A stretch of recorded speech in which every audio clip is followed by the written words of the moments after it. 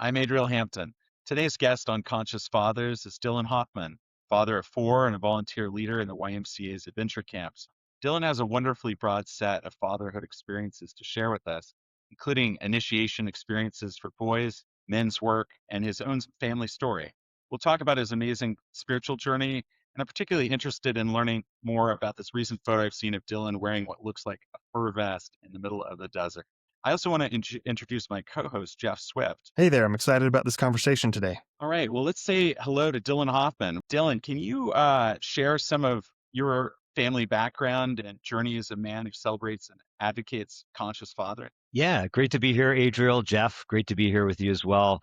So, I think my journey as a conscious father started when I was a child. I came from divorced parents, moved to Center City, Philadelphia when I was 4 with my mother, and was raised by a single mother in Center City, Philly. And, my dad was there for me as much as he could be. Certainly every couple of weeks he would pick me up and, really grounded in this presence of showing up of what a man really needs to be. And he would call me every single day, was really committed as a father. And so, when I started my own fatherhood journey at the young age of 20, my first son, Matt, was born 15 days after I turned 20. That was obviously a bit of a shock. And really, at that time, I understood what it meant to be a dad and what it meant to be a man. And so, I think starting out as a young dad, I've been a father for more than half of my life now, well over half my life. Went from being a young single father to getting remarried in my early 30s and had a blended family with my now ex-wife, Carrie, and had another child.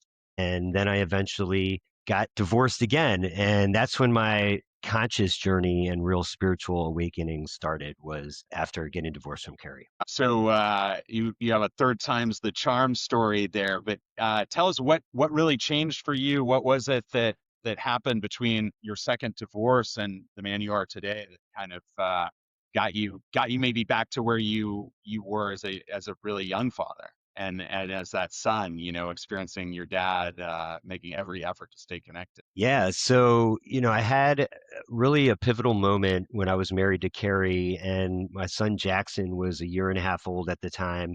And I met someone who awakened and alivened something in me. And I realized in that moment that I wasn't really being true to myself. I wasn't living in integrity with who I really was, and who I needed to be, and how I needed to show up both as a father and as a husband and generally in the world. And so that began this shift in the spiritual journey. I've been doing all kinds of personal development work. So I went to workshops, Tony Robbins seminars, other different workshops like masters in transformational training, started doing healing journeys and reading a lot of books and getting connected to who I really was deep down inside and how I wanted to show up in the world. Yeah, I guess one question I have is what is it the default that we're conscious, do you think? Or is it more of something that you have to actively try to do? Or kind of on the flip side, are we naturally conscious, but society or family or whatever around us kind of beats that out of us over Yeah. time? That's a great question, Jeff. I think the way you frame that hits the nail on the head, man. I think that we are all conscious. I believe that we are conscious. Obviously, we're conscious human beings, but as far as conscious in the way that we're talking, I think it's something that you have to learn, and you have to awaken to, and you have to come to. And I do think that there's moments in your life that bring you to that, right? That bring you back to, okay, who do I really want to be, and not the programming that we have, and not the experiences that we have. And that, I think, it really can be exhibited by the marriage that I was in with Carrie, right? Like my second marriage, I thought, okay, second one, here we go. I'm going to get it right. This one checks all the boxes, right? And on paper, she was great for me. She was intelligent, wonderful woman, a great mother. We had a beautiful life together, and so many things were going really well. But it was that curiosity deep down inside where I just thought to myself, okay, is this really like who I am? Is this really how I want to live? And so I think there's moments that happen in our lives where we start to awaken to the conditioning, to the things that we told ourselves, even, this idea of like who I wanted to be, and the marriage that I wanted to have, and the house and the car and the jobs and all of these things. There's moments, if we can, and signs along the road, if we can pay attention to them, And there's people that you meet that might, like what happened with me in that marriage with Carrie. I met somebody and she just awakened something in me. But you have to notice those things, right? You have to notice them and acknowledge them. And then I think it's a process of awakening to that and becoming conscious of really intentionally looking at how you want to show up and who you want to be and who you actually are. Dylan, before we dig more into that spiritual transformation period of your life, before that, you've got a kid that you just turned 20 when you had your first son, That's and right. then you have this experience of being a single father. Do you want to talk about like what that was like for you? Yeah, being a single dad. So I remember this moment when Matt was born, and I'm sitting there in Northwestern Hospital in Chicago, and he comes out and they wrap him up. They put him in the little incubator with like the beanie on his head, and he's got like the footies and the booties and all that, They and look like little aliens or something, yeah, right? well, he looked like an alien, that's for sure. And I just remember this moment where he's laying there in the incubator, and I'm 20 years old. I just turned 20 15 days ago, and I'm looking at him, and I put my finger in the incubator, and he grabs it and kind of grabs on and clutches onto my finger, and this thing, I just like, wow, like, okay, this is real. I'm a father, and I looked at him and I'm like, Matthew, I'm your father. And it was just like this unbelievable feeling of pride and joy and almost indescribable in terms of what that moment meant for me. But the reality set in of, okay, I'm 20 years old now. I'm a dad, have this little being that I have to provide for, right? And he's dependent upon me. And there's a lot of gravity, a lot of weight to that. I was just a kid myself. And so I joke with people sometimes that oftentimes that, Matthew raised me as much as I raised him. And there's definitely some truth to that for sure. Yeah. And did you have help from your family in raising Matthew? How did that go? And how involved was his mother? Yeah, so I took custody of Matt when he was 4 years old. For the first few years, he was going back and forth between his mother's house and my house, and for most of Matt's life, she really hadn't been present. So I was on my own as a single dad largely, but I did have the support of my mother, thankfully. So my mom, Grandma Jill, really stepped up and provided a lot of strength and support for me as a young single father in his early 20s. And that was huge. She would have him a couple days a week so I could work late on Tuesdays and Thursdays. He would stay at her house one night a week to give me a little bit of a break. So having my mom close by and having her there to help raise Matthew was definitely important. So you're talking about the second marriage, and you think that you kind of got it dialed in, you kind of know what you want in life, and then you realize that it wasn't working for you. Did you have a child in the second marriage? We did, yeah, yeah. So my son Jackson was born a couple years after Carrie and I got married, and he was about almost a year and a half, I believe, when I decided that we needed to get divorced. And were you living in what city? You said you were in Philly when your We first lived in son was born. Chicago, so I grew up in Center City, Philadelphia. Spent 18 years there. Then I moved to Chicago for college. I went to Columbia College there, and so we were living in Chicago at the time, on the north side in a place Yeah. called North Center. So then it was a relationship that changed, the kind of ended up breaking you away from this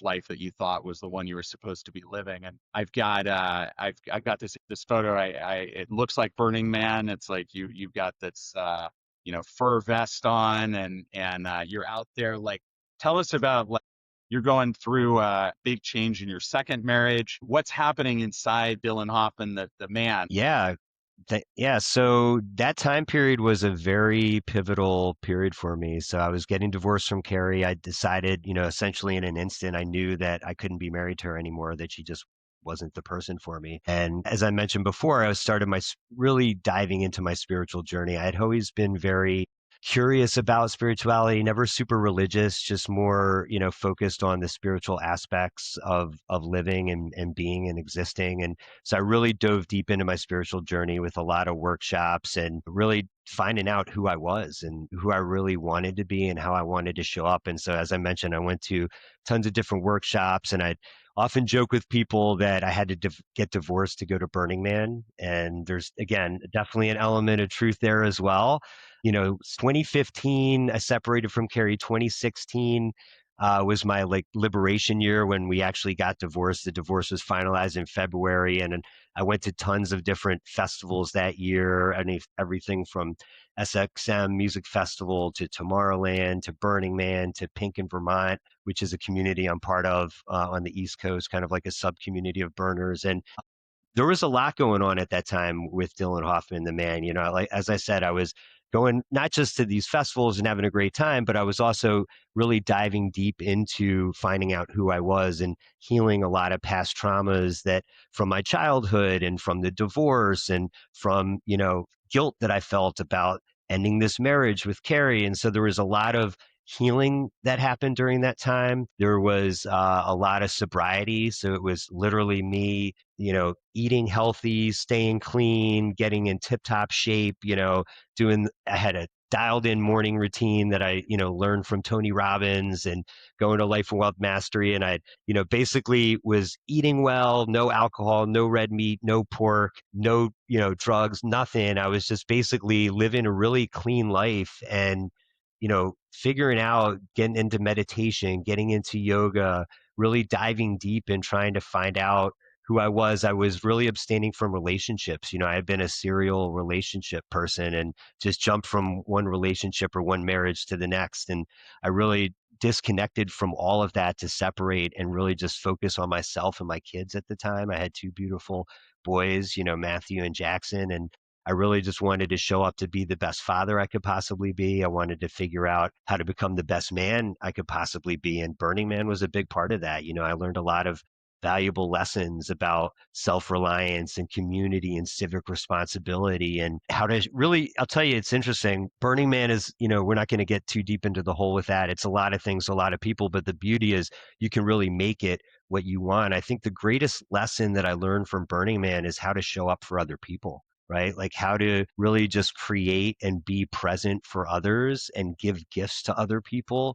without any expectation of anything in return, how to be just very giving and loving and open hearted. And that was really just all a part of this shift and this change of who I really truly wanted to be and how I wanted to show up and not how I had conditioned myself to be through these marriages and failed marriages and relationships and all of that, those past stories that I had told myself. Great. Thank you, Dylan. We're going to transition to our second segment in just a couple of minutes here. But while we're on these topics of transformation, I want to share just something really humbling from my own fatherhood journey. And it's a story of my son must have been 3.5 years old. Sometimes they call it the terrible twos, but the 3-year-old journey is one of the really hard parts of being a dad. This is when like the kids like sometimes they're still biting, you know, sometimes they like bonk you in the head with their head, and when you're parenting, it's all you have to do to maintain your cool. And this was one of those nights. We're getting ready for bed, and he was not in a good routine at this time. He was like, did not want to go to bed, did not want to cooperate. And he was like, we're trying to put on his pajamas and it's not happening. My wife and I are both there. We're both working. We're trying to get the pajamas on the guy. And he's got other things. He's got to brush his teeth. He gets a bedtime story. He gets a cuddle and he's supposed to go to bed. But, you know, this is just not happening. And, you know, several minutes, we're all like down on the floor at this point. And then we're like wrestling with this little guy. And the wrestling goes on to get him in his pajamas. And it's going on and on. I think it had dragged out to 20, 30 minutes. And just about every parent has had these moments or many of these moments. But this was one of the worst drag out, knockdown, felt like being in the ring. But here it is, this 3-year-old. And finally, he gets tired out and he's shirtless and he's probably sweaty. We're probably all sweaty and we're on the floor. And he looks at me and he says, I just wanted to beat you. And it was this moment for me where, like, I've had these moments in my fatherhood journey where the kids teach me so much, like about how I need to grow, about what's going on with them, about how to be conscious. In that moment, I realized, like, here we are, two grown adults. He's this little guy, and we're just trying to dominate getting him into this routine for bed. He's got to put on his pajamas. And what he's saying is, no, I have my own will, and I'm going to do everything I can to show you that I have my own will, even if that means beating you. And can't feel at all safe or comfortable for a little guy to be fighting his two grown parents to beat them. And I thought about it right then. It struck me, and I obviously continue to think about it. I don't want to have a relationship with my children where I beat them into compliance and break their will. That seems to me to be the exact opposite thing that they're going to need to succeed in the world later. And so I was so happy, and I continue to be so happy that I have a son who has a will of his own, who has a personality of his own. And ever since then, anytime we start to really butt heads, sometimes you're in a moment and you're not going to be your best self. But every time we butt heads, I think, do I want my guy to comply here, or do I want to figure out how we can both get what we need to get out of this, even if it's just going to bed, even if it's just getting our teeth brushed, because so much of it is about the will. And with that, Dylan, you mentioned something, and let's talk about it more. And that is the lessons we learn from our kids. Let's talk a little bit about that. How have your children taught you about yourself as a man? Wow, so many ways, Adriel. Thanks for sharing that story. When you say that, that's such a beautiful example, right? And how do we hone in that safety and security, right, for our kids to create that container for them so that they can still have their independence, right? And still, it's always that balancing act, right, between attention and control. It's like the two things that they're seeking. And how do we create that container for them to make them feel safe, to make them feel like they still have it, some semblance of control, but still get them to do what we need them to do. That compounds when you have multiple kids and when you have 4 and 3 younger ones like me, because you're crazy. No, so I think so many lessons, right? Like and they're the beautiful thing about children. It's such a gift is that we're constantly learning, and I feel like relearning, right? Oftentimes, sometimes the same lessons. A lot of the lessons are really beautiful ones. Each one of my children has taught me different lessons about myself as a man, as a father, as a husband, as a human being, and they continue to do. Matthew, when I was a young single dad, really taught me about stability and strength and resilience and how to be stable. I was a wild child in my early 20s, but I had to be stable and present for this young man, this boy who depended on me, right? And so he really helped me like learn and understand like what I was even capable of, because I didn't know. And if I didn't have him, I mean, who knows where my life would have headed, right? And Jackson, when I was in my early 30s as a young child, as a young baby at that time, and I was going through my spiritual journey, Jackson was just this like emblem of vitality. Right. He just showed me that like pure joy, that zest for life, like just living in that moment. Because kids, before they get beaten down by disappointments and pain and regret and all the things that we pile on, right, as human beings, as our personality and our character evolves, right, he just had this lust for life. And I would look at him and I would just get connected to that. And I still do, right? And all my kids have that. Now I have, Maya, my daughter Maya's 4 and Ethan's 6, just getting connected to that vitality. And my kids, obviously, they teach me to be present. That's a lesson I'm learning and relearning all the time, right? Like, they'll let you know really quick when they need your attention, when they need you to be in that moment, where they need you to really be there with them. I think patience is another one, right? Of course, that's another one I'm constantly relearning. Like, how do I be patient? And so, yeah, what's beautiful about children and their ability to teach us these lessons is that they're reflections of us. They're little like mini versions of us, right? And in many ways, they're better versions of us, especially if we become a conscious father and we're breeding this cycle of being better than our parents' generation, just like our parents wanted to be better than their generation. They wanted to pass on and just give, a better legacy for our kids. If we're really living that and believing that, then, really they're better versions of us ultimately. Now, kids aren't perfect. They make mistakes. So do we. We make mistakes, right? As dads, as fathers, as husbands, we make mistakes as well. But, they have this beautiful way to teach us these gifts if we're willing to listen, if we're willing to be aware of what it is that they're showing us. Thanks. Yeah, so much stuff is coming up for me, and I have to save some of it for future episodes. But I need to make some notes about the images that are coming up as you're sharing there. So one reason I wanted to get you on the show is this recent campout experience I had with you. We were actually neighbors here in Carlsbad, California, and I recently went. Great to have you guys with Salties. We really Yeah, enjoyed that. I'm glad that you and Aiden made it. And it sounds like you guys had a great time. yeah, and so we're talking about this YMCA Adventure Camp, and this was a father-son experience. We were both there with our youngest boys. I really had initiation and ritual and fatherhood on my mind when I came to that recent camp out. I had just gone through a men's initiation weekend, and we were camping on the beach we had these great bonfires, we had s'mores. Like I remember guys walking in from other camps and they're like, "Oh, they have all big kids at our camp and you guys have little kids and s'mores. Can we come with our littles and join you?" And we'd sit around the fire. And there was this great experience, even this fire walk experience. There was the 6 Aims, which was kind of a character development for the young boys and memorizing the character development. Can you talk to our audience about why these campouts are important for you as a man and as a father? I know it's something newer for you, but you jumped right in as a leader of one of these groups. Yeah, I dove head first. I got pulled in after my first full year. I think I went on 6 campouts and they asked me to be ass chief, which is, the assistant chief, but that's the affectionate way that they call them. And little did I know that actually eventually leads to becoming the chief the following year. So I guess I probably could have, Could have figured put it that out. together and But realized what you were in for.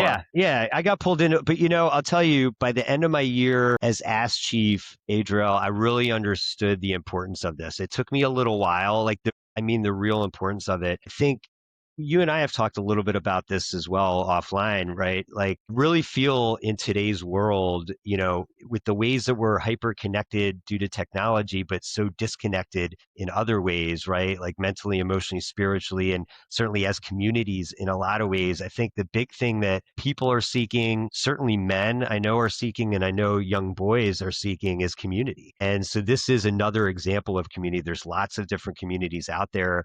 And you can find community, in your religion or, in different ways, or in your actual community, right? The way we co-create our community here in Calavera Hills where we live. But, I think what's really important about the Adventure Guides group, this father-son camping that we do, is that there's an underlying ethos and values, right?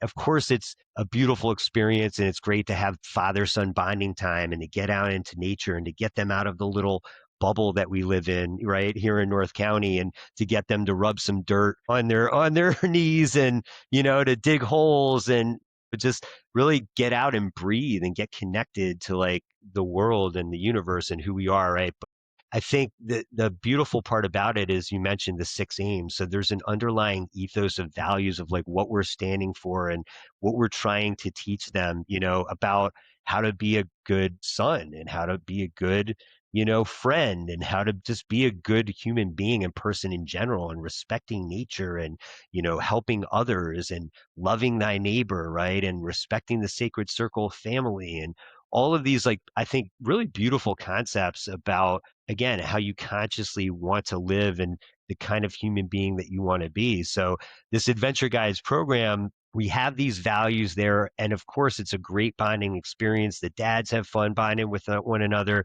You get to spend some incredible time with your kids in some of the most epic nature spots around Southern California. So that part's really cool. But I think the best part is when I look at Ethan and I see my 6-year-old son learning how to go up to, men and introduce himself and project his voice and look them in the eye and have intention, right? And be present with other men. And that's just really a beautiful thing to see when I'm seeing this such growth in leadership in my son. And so that's a big part of why I've given back to this program. I really believe in it. And I think some of the other things you mentioned, like these initiation rituals, are really what's lacking in modern society. There's the psyche of a boy, and then you have, the psyche of a man. And, we'll probably dig into some of this with Iron John or whatnot. But, there's really that transfer of going from a man to a boy, and how there's, many years ago there used to be rituals of initiation that really help prepare that boy to become that man. And now,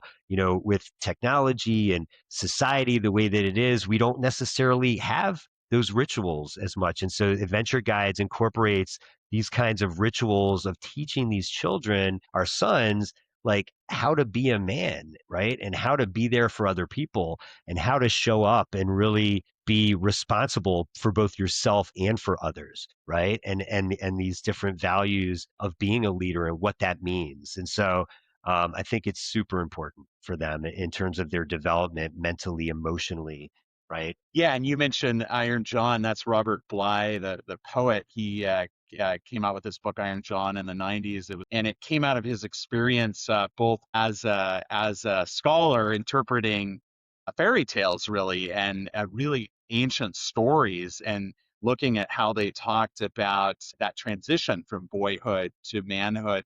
And I remember being at the camp, and on I think it was Saturday night, I was sitting there thinking, man, if Iron John and his dad, and the men around them had been, the boys around them had been going to these adventure guides experiences, like maybe he wouldn't have written this book, because this is a really cool experience where you're getting to learn these values, be young boys being around older boys and being around the dads, and just having this giant community. And then there was a dance party by the bonfire at the end of Saturday night. It was just great stuff. Uh, I saw you and thoughts. Aiden getting down. Yeah, we really got down with the dance party. Actually, that's where I kind of cut loose. Like, I stopped being in my head. So one of the interesting things, and Jeff, I want to get you in on this conversation as well, but one of the things I keep coming back to in my conversations with men is that a lot of the maturation and the healing and the growth that needs to occur. And there's a lot of healing that has to happen because, like Robert Bly talked about, how an industrial society or modern Western society, like boys don't see what their fathers are doing. And on these computers alienate us from our children. And in the 90s, it wasn't even nearly as bad with the cell phones and the internet. But it's seeing that, and it's also the feelings that are coming up, the feelings and experiencing being, in the dirt. Jeff, what kind of thoughts do you have about this and these rituals of fatherhood, rituals of manhood? I call it kind of pockets of belonging, in our societies. Well, Dylan, you were talking about looking at children as teachers and kind of looking to them to understand what it means to be a father and what it means to be a parent and how to interact with them, taking cues from them. And so much of this experiential parenting is like participating in a conversation. And if one person's always yelling in a conversation, that's not really a conversation. And if the other person's always yelling, it's getting the back and forth seems to be so central to what it means to be able to not only speak as a father, but also listen. So what role have you seen in the community building of participating with other men and other boys? How does that community build your ability to have that conversation with your kids? Yeah, I think specifically with Adventure Guides is a really great example where, we have different tribes. And as Adriel mentioned, there's different ages of boys, right? From 4 to 5 years old, all the way up to 12 and 13 years old before they bounce out. And I think the different factions that we have where there's, boys running around in different groups, and figuring out ways to socialize and communicate with one another. The program specifically itself will create certain contexts for them to have different challenges where they have to figure out, how do I communicate or how do I react in this specific situation. So I think having those types of communities that create those contexts to show the boys and teach them those lessons, like in real time, in real life, how to communicate with both each other, how to communicate with adults, how to communicate their feelings, how they can express themselves, I think is really huge in terms of taking that in back into the family setting of then exhibiting that and showing how that plays out in everyday life, right? When we're not in that camping context. So that gives not only the boys instruction, but also gives the parent, the father instruction as well. Like, oh, this is an activity I might be able to do or recreate or this is something I can even refer to next week when we're around the dinner table. Like I can, It's full circle, man. Yeah, absolutely. We're teaching our kids, and then we're also learning as we're seeing them exhibit these behaviors and seeing them engage with other kids their age, how they're doing it, and we're actually teaching them these lessons that then can in turn reinforce that with ourselves at home. So, Dylan, moment of less seriousness here, or maybe it's deadly serious. I have to ask you something about the salty dogs because when you first Yeah. told me about this, these campouts that you were going on and that you were, leading, you mentioned that all the other groups have these really like warm slogans that they chant, and they're kind of about fathers and sons or the values that they're learning. And not only is your group, the Salty Dogs, known for the biggest bonfires, but you wear these best in life T-shirts, and you have this really intense chant. Can you do the chant for us? Absolutely. So one thing that I love about Salties and why I got connected to them is we do things a little bit differently. So there's 7 tribes in our nation and Falcon Nation. We like being the outcasts a little bit, the outliers. So we, as you mentioned, we have the biggest bonfires. We play our music really loud. We love dancing to dance music, electronic dance music, like having a good time. And we keep it salty. Natural for the Burning Man guy, right? Yeah, well, actually, when I got pulled in there initially, the chief of our tribe at that time was also a fellow burner as well. So that definitely resonated. Yeah. So our chant now, full disclosure, I didn't come up with this chant. This isn't something. This is tradition that's passed down, Somebody through. told me you tried to break it, and they said no way. I did actually try to do that, to try to conform more to the other tribes where their chants are like all centered around, dads and sons and friendship and bubbles and rainbows and creating memories in nature. And it is about that for sure. But I did try to do that at one point. I tried to change it, and everyone in the tribe was like, "No, this is our chant." So it goes like this. It's from Conan the Barbarian, if you guys are familiar with that, dating myself a little bit here, movie from the 80s. But so it goes like this. We say, Salties, what is best in life? To crush your enemies, see them driven before you, and hear the lamentations of their women. And so that's our chant. Now, the best part of that chant by far is hearing like 4 and 5-year-olds say the word lamentations and also having no idea what that word means. So that's pretty amazing. I still My laugh God, every yeah, time we do it's it. too much. Yeah, I Yeah. saw the boys do that for the first time, and it was pretty incredible. Just repeating it doesn't give it justice. So, Dylan, one thing you just mentioned how there's boys who are 5, 6, 7, and then there's boys who are just entering their teens. You told me at the camp how Adventure Guide sends off at the end of the season the boys who've been doing this for 7 or 8 years and coming back to sort of these initiation and ritual experiences. Can you share what happens at the last day of camp, what that looks like? Yeah, definitely. So there's a lot of memories that are created. Kids that start out earlier on in that program, they're basically 4 or maybe 5 when they first start out, and they bounce out usually around age 13. They can stay in a little bit later if they want. Some of them bounce out a little bit earlier, but that's the official ceremony is called bounce out. And so the last camp out of the season that we do, typically at Catalina Island, we usually have about 250 dads and sons there. And during this thing that we do, which is called Nation Fire, which everything is very ritualistic, right? As you know, Adriel, you were there. So we have these staples of what we do every single camp out. So we have 9 campouts a year. So imagine 9 campouts a year for 7 or 8 years, right? Or however long your kid was, in Adventure Guides with dads and sons. That's a lot of memories. So when we do the bounce out, there's during Nation Fire, we have a video that we put together, a choreographed video of all the memories of different pictures and videos throughout the years for each kid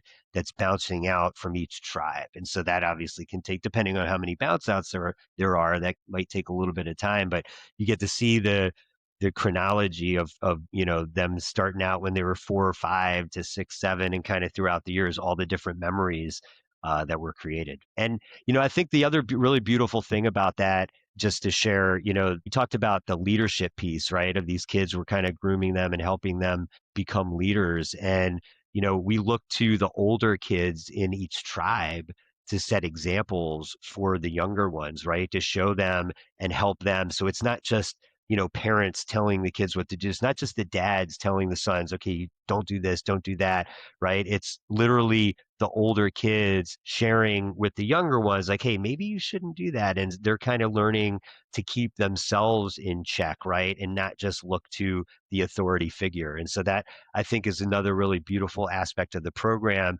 that gets exhibited when we're doing the bounce out, because you see these boys that have grown, to be like basically men at that point, and they've taken on a lot of different leadership responsibilities and roles throughout the years to get to that point. Yeah, and it seems like that's such a good example of an initiation experience that is missing. Some do find it in religion. Also, I brought up how technology has changed. Even since Robert Bly was doing his work with men, things have probably gotten worse, not better, in terms of disconnection and lack of ritual, and sons not knowing what we're doing for work, and what they're supposed to be doing next. One of the things that has come up in my conversations with you is men's work, and that you participate in men's work as part of the thing that helps you thrive as a man. Can you talk about your experience with men's work, how you think about a little bit more about how you think of these themes about initiation in our society? Yeah, definitely. So I started, as I told you, I started my spiritual journey probably about 10 years ago, 2015. About 5 or 6 years ago, I incorporated men's work specifically into that. I was traveling in Portugal at the time, and I met this beautiful man, Pat Sperry, one of my dear friends now, and he happened to be from Chicago. And so we met randomly in Portugal. I think we were staying at the same hostel at the time, and we just had this really deep connection. And I'm like, wow, this guy's amazing. I'm going to stay connected to him. And eventually, he was traveling the world at that time, going to India and Asia. Eventually, he settled back in Chicago and he started a men's circle. And I knew a bunch of my friends in New York that had been in men's groups and men's circles. And I'd been curious about that and really wanting to be in one. And when he reached out and said, hey, Dylan, I'm starting a men's circle. Are you in? I'm like, fuck yes. That's how it started. That was, I believe, about, wow, that actually maybe it had been about 6 or 7 years ago now. So I was in a men's circle in Chicago and with about 7 or 8 other guys. And that was my first exposure to doing men's work. And I was like, wow, there's definitely something here. We talked about the need for community. I think the need for men in particular, uh, to do this type of work, to become conscious, to really know and understand, because of the ways that our fathers, our parents' generation has conditioned us as men, that generation, at least most of them that I know that I've talked to other men about, aren't really good at expressing their feelings, at opening up, right? So I think some of that has been passed down to men in our generation.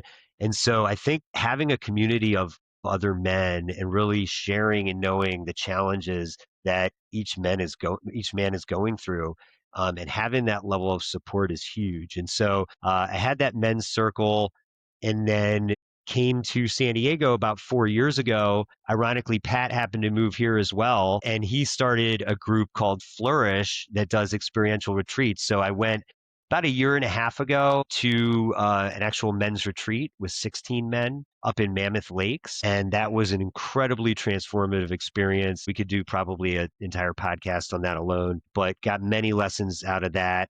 A We'll lot have of to invite Pat on the show at some point. Yeah. Yeah, I would definitely advise that. And a lot of lessons that I've grounded into my morning ritual and what I call my mantras that I say to myself every morning about who I want to be and how I want to show up, right? And so I did that men's retreat. And then when we came back from that men's retreat, we actually started a men's circle here in San Diego. So we meet once a month on a Tuesday down in OB in Ocean Beach, and it's called the Forge Men's Work. And so this has turned into really beautiful men's group that I'm honored to be a part of, and it's led by 3 beautiful men who do these retreats and carry this work forward and constantly are just, keeping the cycle going. What have you seen the role of women being in this men's work? Obviously these are circles of men. How do they relate to the women in their lives? How does that help or hinder or contribute, both for the fathers and also for the sons? I think a big part of that men's work is figuring out how to be a better partner, right? And how you can be more present for your spouse and how you can really bring that masculine energy into the relationship and the positive expressions of the masculine, right? And so I think so much of it, Jeff, is it's all interrelated, right? So it's not in a silo, like, those relationships that we have, especially with our spouse and with our kids and with our coworkers, right? It's all interrelated. And there's beautiful examples that I've witnessed both in my own life and also with other fellow men that have gone to the retreat and are in our men's group of the ways that their relationship has improved when they take these lessons that they learn and that they hone in doing that men's work and they take it into practice in their relationships and actions. And that's literally what it's about, right? Like any spiritual workshop or work or retreat or anything, like it's this great peak experience, but the peak experience in itself doesn't mean anything. It's what do you do with that information, with that download? How do you ground that in? What type of journal writing are you doing? And then how are you constantly reminding yourself, right? Of the work that you did and getting connected to who you really want to be. This has been really great to have you and to talk through these ideas and these issues. What are 2 or 3 resources that you would recommend for men and those who love men who are listening here? Yeah, I wrote these down. I think we already mentioned Iron John by Robert Bly. So from a men's work perspective, there's 2 in particular that come up for me. The Way of the Superior Man by David Deida, if you guys are familiar with that. So that's a great one. You can find that, both the actual physical book and there's an audio version of that. There's also like an audio workbook version of that has meditations that you can hone in and even practical exercises that you can do both with yourself and with your spouse. So the Way of the Superior Man is a big one that we dive into in particular in the Forge men's work is honing in the different masculine archetypes. And so there's a book called King, Warrior, Magician, Lover, Robert Moore and Douglas Gillette. And so that's a phenomenal book. If anyone's interested and curious about it, I urge you to check out Forge Men's Work, which is the group that I'm a part of, just to see as an example what that works like. It's Forge Men's Work on IG, so FORGEMENSWORK. And if you want to check it out online, it's www.peaceloveflourish.com/theforge, FORGE. So if you guys want to check that out, we have different events from time to time, but those are a couple resources, obviously, for the men's circle I'm in, and a couple books that stand out for me. Thanks for sharing those great resources, and thanks so much for joining us and sharing your insights. Great to be here.